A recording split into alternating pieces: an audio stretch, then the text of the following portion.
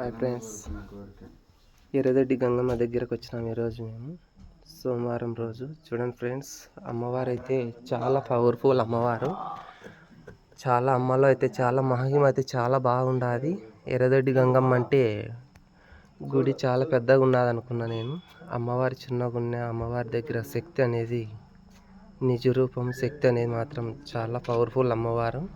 చూడండి ఫ్రెండ్స్, అమ్మవారు చూస్తే చిన్నగా ఇటువంటి అమ్మవారు ఇంతటి మహిమ చాలా అనేది ఈ అమ్మవారికి చాలా. చూడండి,